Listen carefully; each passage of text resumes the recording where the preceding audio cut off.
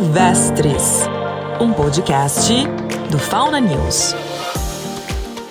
Em 22 de maio, o governo brasileiro declarou estado de emergência zoossanitária em todo o país por um período de 180 dias.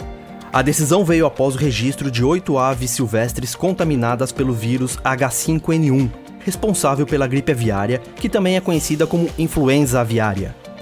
Foram 7 casos no Espírito Santo e 1 no estado do Rio de Janeiro, em aves das espécies 30 rés de bando, 30 rés real e atobá pardo. Esse estado de emergência, por exemplo, permite para que a gente possa alocar recursos aos estados e municípios para fortalecer essa busca por animais e continuar garantindo o Brasil livre de gripe aviária comercial. A fala é do ministro da Agricultura e Pecuária, Carlos Fávaro, durante entrevista ao programa Roda Viva da TV Cultura. Mas o que isso quer dizer? Estado de emergência zoossanitária.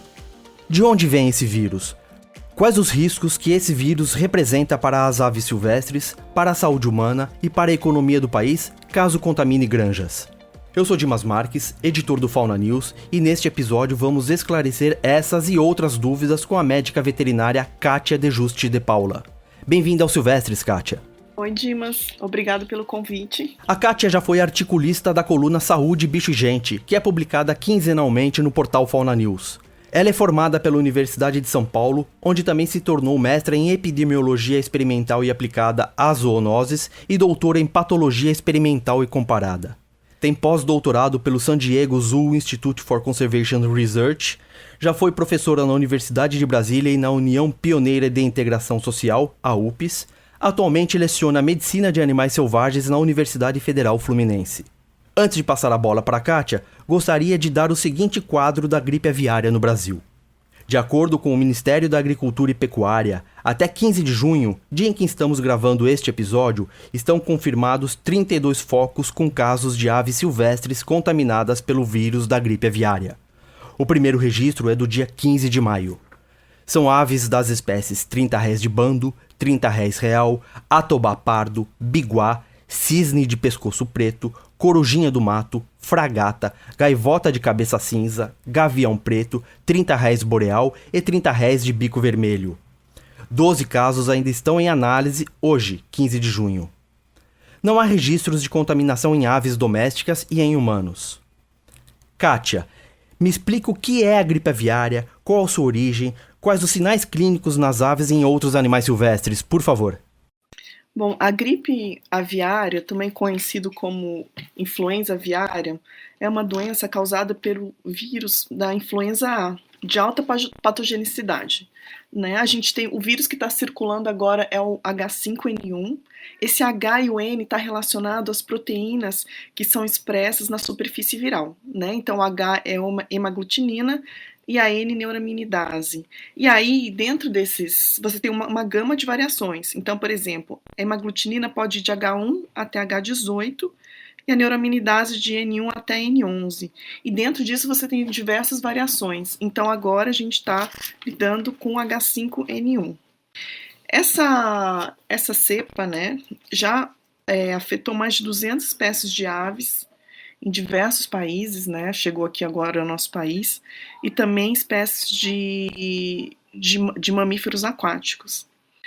Nas aves, os principais sinais clínicos que apresenta são sinais neurológicos. Os sinais neurológicos são os mais fáceis para as pessoas leigas observarem. Né? Então, uma ave que não consegue se locomover, que anda em círculos, que está incoordenada, que tem como se fosse um torcicólogo, que não consegue voar, que muitas vezes ela fica de costas, né, com as pernas para o alto, e como se estivesse deitada e não consegue voltar à sua posição normal, são sinais neurológicos. Agora também podem apresentar sinais respiratórios, como secreção nasal e sinais oculares também, e diarreia, mas isso aí já é mais difícil de ser observado, então o mais comum mesmo é que se encontre essas aves com sinais neurológicos. Ela já foi também identificada em algumas espécies de mamíferos aquáticos, e nesses animais eles também apresentam sinais neurológicos e sinais respiratórios, principalmente.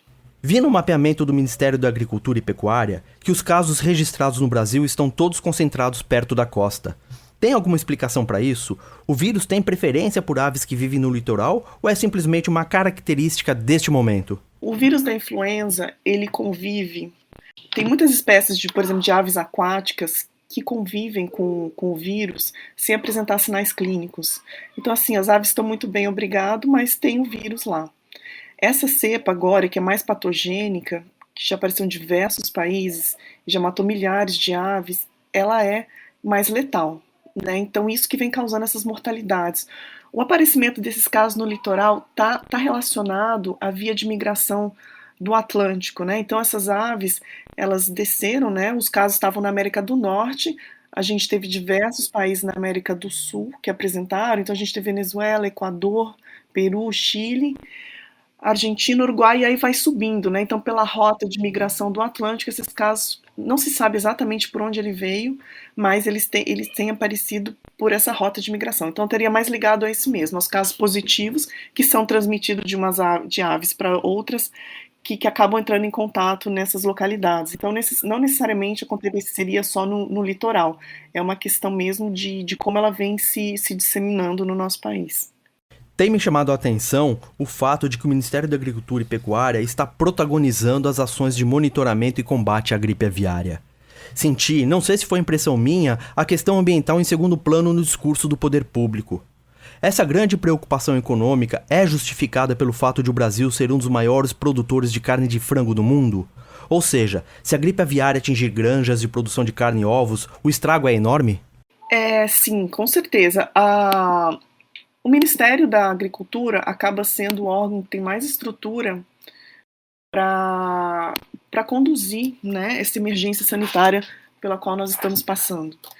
E tem tido uma articulação muito boa, apesar de poder não parecer, tem sido muito bem conversado entre os órgãos de saúde humana e o Ministério do Meio Ambiente, né, levando em consideração o ICMBio e o IBAMA, essas questões da gripe aviária, né? Então tem tido uma troca muito boa, mas o Ministério da Agricultura, ele vem protagonizando porque ele realmente tem mais estrutura, né? E se ela aparecer na agricultura comercial, na avicultura comercial, o estrago vai ser muito grande, né? Então, por exemplo, a gente tem uma produção de 4,6 milhões de toneladas de carne de frango, né? O Brasil é o segundo maior produtor de carne de frango no mundo, sendo que em 2021 foram produzidos 54,91 bilhões de ovos, né? Então aí a gente está falando de toda uma questão comercial que poderia ter um impacto de bilhões, né? Fala-se em 13,5 bilhões de prejuízo e a perda de 46 mil empregos. Então, tudo isso, claro, além da questão da segurança alimentar, né? Porque se a gente está falando de um grande produtor de uma proteína que é muito produzida e consumida no nosso país e no exterior, está em jogo também a questão da segurança alimentar. Mas tem tido uma conversa muito boa, um entrosamento muito bom entre o MAPA e o Ministério da Saúde, mas claro, o MAPA vem tomando essa dianteira, mesmo porque ele tem mais condições. O que é exatamente esse estado de emergência zoossanitária? Então, o estado de emergência zoossanitária, o que acontece quando é declarado dessa forma, faz com que se possa conseguir recursos, né, que tenha um repasse de recursos mais fácil e principalmente dispensa de licitação. Então, muitas vezes, nessas emergências, a gente precisa, por exemplo, com urgência comprar EPI, né, equipamento de proteção individual, ou de recursos para expedições a campo, para coletar os animais, carcaças ou animais que estejam apresentando sinais clínicos. Então, você ter essa facilidade de obter o recurso faz com que você tenha que seja declarada emergência sanitária. Isso também facilita a questão de comunicação e articulação com outros órgãos governamentais, né, sejam estaduais ou municipais, porque tem toda uma conversa no país inteiro, em várias instâncias, quando a gente tem uma crise, né, uma entrada de uma enfermidade importante como a gripe aviária altamente patogênica no país. Voltando para o viés ambiental do problema, como se combate a evolução da transmissão da doença em animais silvestres? Pergunto isso pois, conforme foi noticiado pela France Press, no final de maio, no Chile, somente neste ano, houve a morte de mais de 9 mil animais marinhos, com destaque para lobos marinhos, pinguins de Humboldt e lontras marinhas. O que deve ser feito para que não ocorra uma mortandade como essa? Sim, a questão da mortalidade dos animais silvestres é muito impactante e muito triste também, né? na verdade, não tem o que possa ser feito em relação, por exemplo, à vacinação, né? Então, o que seria uma boa medida, né? Seria vacinar os animais, mas não existe vacina desenvolvida para os animais selvagens e, portanto, eles não podem ser vacinados. E já se viu, por exemplo, que não adianta, já foram feitos trabalhos de você, por exemplo, fazer a eutanásia de diversos animais que estão ali naquela região contaminada, mas também não obteve resultado. Então, não é indicado nem vacinação e nem eutanásia dos animais contactantes. Então, o que se pode fazer é tentar, são medidas mitigatórias, por exemplo, as carcaças, né, que pode ser uma fonte de infecção, onde outras aves podem se infectar. Então, você retirar essas carcaças, dar o destino adequado, seja incineração ou enterro dos animais, né, enterrar seria enterrar esses animais em locais adequados. E então, você tem que tentar manter a forma de transmissão. Então, por exemplo, tentar fechar a entrada de pessoas em áreas que tem essas aves migratórias que podem ter dado positivo, fazer desinfecção de material de campo, de bota, de roupa. Então, são pequenas ações que a gente tenta minimizar, mas não tem como evitar. Né? Então, assim, se a gente olhar os números de óbitos, né, de aves que morreram de mamíferos marinhos no mundo todo, é muito grande, são milhares de animais. Né? Então, infelizmente, isso é um impacto que a gente vai sentindo com a entrada dessa doença. Então, diretamente, a gente consegue mesmo tentar diminuir a contaminação, a infecção, né? Mas os animais que já estão positivos, ou uma vacina ainda, a gente, infelizmente, ainda não tem. Mas pelo que você tem acompanhado, estamos fazendo a lição de casa para evitar uma tragédia? Sim, eu acho que o Brasil tem respondido muito bem, até o momento ele tem dado conta do que tem aparecido, então as suspeitas elas têm sido atendidas, né, porque quem que é responsável é o Serviço Veterinário Oficial, nos estados, né, das federações onde aparece. Então, as suspeitas, né, os animais que aparentam ter sinais clínicos da enfermidade, eles têm sido coletados, examinados, os resultados têm sido divulgados. Então, tem uma grande transparência do tudo que está acontecendo, tem uma articulação muito boa entre o Ministério, como eu falei anteriormente, o Ministério da Saúde e os órgãos ambientais. Então, desde questão dos órgãos ambientais ajudarem com os locais que têm mais agregações de aves migratórias, então tem tido muita troca de informação e muita transparência, e tudo isso ajuda muito no processo, né? A gripe aviária não é uma questão simples de ser resolvida, ela é multidisciplinar e muito complexo, mas eu acho que no geral o Brasil tem respondido muito bem. Infecção em humanos é mais difícil, mas é possível, correto? Sim, Dimas, a infecção em humanos é possível, mas essa cepa de H5N1 que está circulando, ela tem um baixo potencial de infectar humanos. Então, apesar dos milhares de casos positivos em aves silvestres e mamíferos também, o número de humanos infectados é baixo. Então, nas Américas, a gente tem apenas 3 casos, sendo que nenhum evoluiu para o óbito. Um deles foi um funcionário que estava trabalhando numa granja, fazendo um abate sanitário de uma granja positiva para influenza aviária, e que, portanto, estava em contato direto com os animais infectados e com as secreções e locais contaminados pelo vírus. A gente teve o caso de uma menina de 9 anos no Equador, que que se infectou por causa de uma ave de quintal, né, que estava positivo, que a gente fala de uma agricultura, de uma avicultura de subsistência. A gente tem também um caso no Chile de um funcionário de uma granja. Então, são todas pessoas que estavam tinham contato direto com esses animais positivos. Então, no geral, o potencial zoonótico não tem se mostrado muito grande. Existem recomendações que devem ser passadas à população para evitar a contaminação das pessoas e de animais de criação? Como devemos apoiar o poder público nessa situação? Existem sim. Então, o que é o mais importante?